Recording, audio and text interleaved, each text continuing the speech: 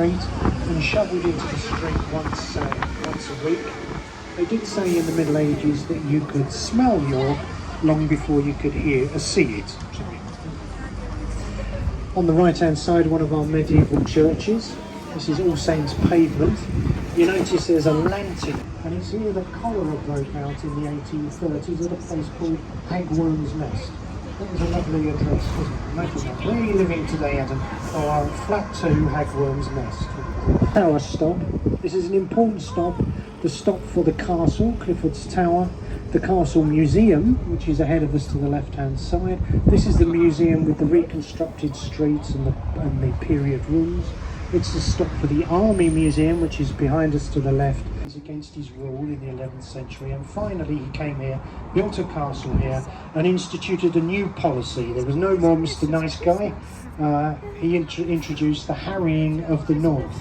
And this involved killing as many of the people as he could, destroying as many buildings as he could, killing the animals, and became so huge that in the end he had to bequeath it to the city, and it was the start of the Castle Museum collection, which you can see on the left hand side. Still looking to the left, this is the left, you can see the stone building with the blue windows. This is a reconstructed watermill, part of the Castle Museum collection. So we're going to swing around the corner now, and we're going to Postern Tower. And as we go around the corner, if you look to your right hand side now, you'll see a stone outflow of the medieval toilet. It is glorious highwayman who ended up buried here in 1739 following his death on the Knavesmire. Now, it's a very large grave, 17th century. Well, ahead of us, you can see the back of Warmgate Bar. This is the gateway which points east. The building you can see, the white city, and he ordered his men not to damage any of the buildings, windows or statues or anything in the Minster or in the city. Indentations in the stonework, and these are the indentations left by the musket balls and cannonballs fired. Still looking left, you see the glass structure there. That's the frost barrier. That's dropped to stop flood water from the Midlands backing up into the fosse beneath the waves. Now look to your right hand side as we cross this bridge. This is the port of pleasure craft, but at one time it was a bustling port.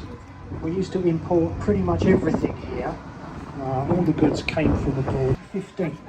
There's lots of independent shops around here. Cheerio. People flooding into the city to work in the industries which were developing at that time. The railway industry, that was a big employer. And chocolate was a big industry. Now look ahead of us now on the horizon. You can see Terry's Chocolate Factory, one of the 2 chocolate factories we have here. The other one is called Roundtree's Nestle. Now you won't see the days that's been... keep looking left, you'll see the clock tower. You notice there's no numbers on the clock towers, just letters. Spell out the word Terry. Race course, when the races are on, it was telling us. Terry's Chocolate Factory, so we get free advertising.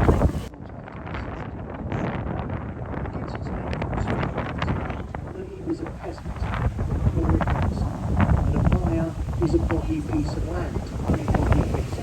It's regularly underwater, that's his right.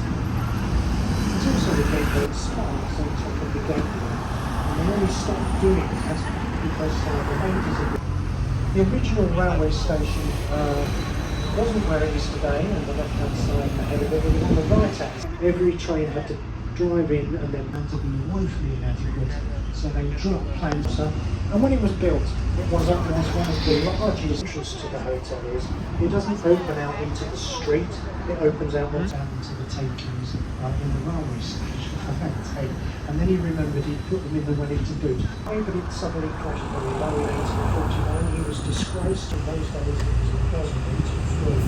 He was disgraced. That's why George Orwell statues designed by Richards, the same man who designed the Cenotaph in London in Whitehall There are hundreds and hundreds of names carved onto that war memorial. Then 63, the eventual collapse of this first building, which was quite safe. It used to be the home of the ferryman who used to ferry people across the river to the towns.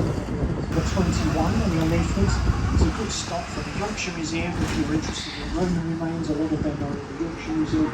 City centre shops to our